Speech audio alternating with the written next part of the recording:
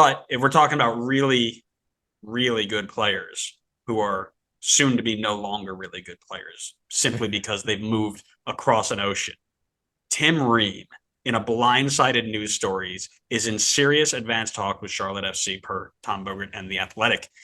He has been a Fulham stalwart at 36 years old, but has recently fallen out of favor due to injury and other reasons, maybe because he's 36. But he has incited a move to the American Major League Soccer League, the MLS League, if you will. USMNT stand accounts have been calling for him to be the starting center back at Copa America and the World Cup next year. And they've gone really, really quiet since this news has broken. I wonder why. Let's talk about it. Give me some thoughts. What do you think? Get this man out of my national team right now. Are you telling me that Unbelievable.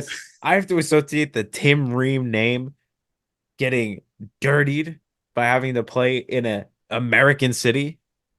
Absolutely not. Get him out of the national team. Swap him right now. Send him to the Olympics and give me like some kid from the PSV U18s in the national team to replace him. No, get me John Brooks in the national team now, stat to replace him. Have you Um, heard that Austin Trusty is available by chance? I only want center backs who concede 100 goals in a season. Um, yeah, I would be remiss to say anything bad about Tim Ream coming into this team. It's incredible leadership to have in the back line. And even at his age, I mean, we saw Chiellini come over at an older age and do very, very well here. After seeing that, it's hard for me to fully doubt any of these moves anymore. Where like the older center backs come in because I could see Tim Ream doing the exact same thing. I mean, he has experience in the league before.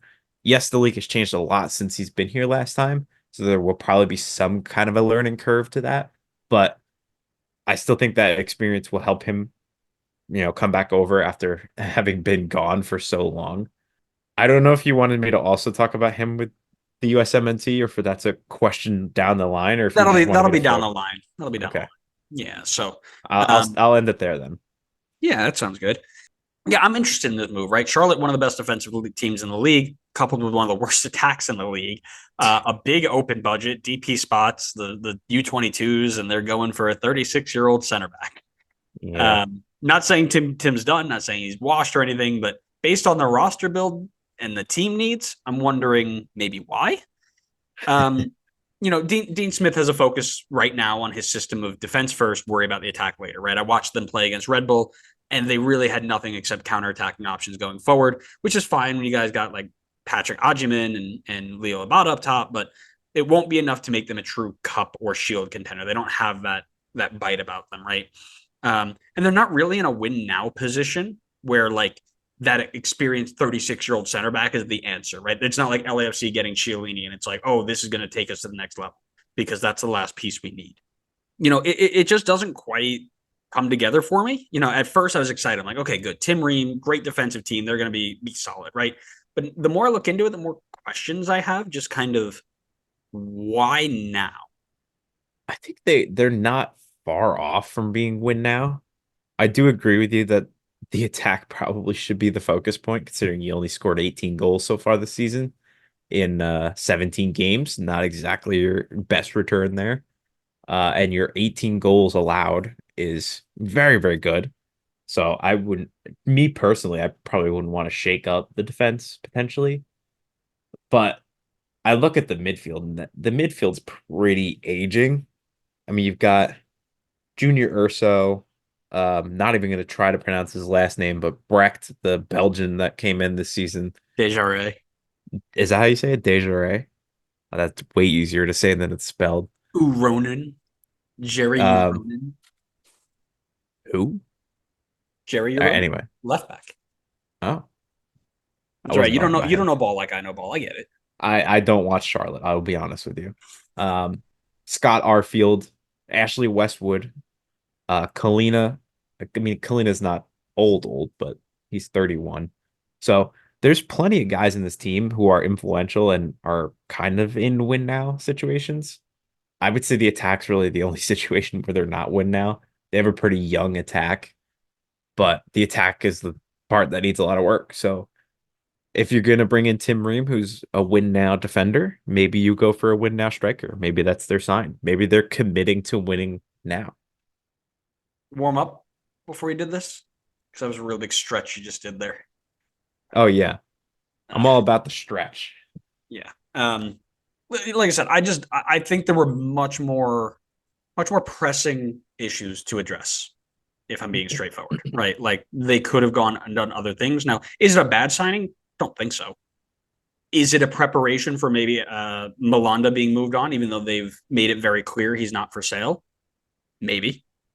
They're just pieces that I think haven't moved yet that need to move for me to get this. Basically, that's kind of where I'm at. I mean, they could use an extra center back, so I don't necessarily think it's too bad. I mean, you got Tuiloma, Malanda, João Pedro, and then a couple of younger guys who I think Well, haven't really. Privet's still playing. He's playing pretty much every minute for them. All right, so then what? You got four. So then I guess yeah, maybe then if Ream's coming in, someone's going out. Yeah, I mean, are you going to use 36-year-old Tim Ream as left back cover? Probably not. Oh, I hope not. Right? And even then, you don't need him. You've got Hamdi Diop, your first overall pick last year. So yeah, it just like I said, I think there are pieces that need to move before this actually makes sense. Like this is something there are a lot of moving pieces on the board in the room that where it happens. Hamilton reference, and that needs to all play out for this to make sense to me.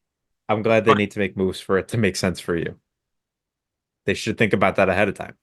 Got to make moves to make sense for Andrew. well, listen, I mean, as much as everybody should be doing work to please me, it doesn't always happen that way, and that's okay. I'm okay with that, right? You just gotta live and learn and roll with the punches. Mm-hmm. So let me ask the final question then. If he ends up in MLS, clearly that means he should be removed from the men's national team altogether. And anyone who even thinks about mentioning his name should be banned for eternity as an MLS show, right? Is that kind of where I'm getting at? Oh yeah, 100%. Yeah. I think you nailed it right on the head. Yeah. I mean, keep him as far away from my national team as possible if he is coming to MLS. Yeah.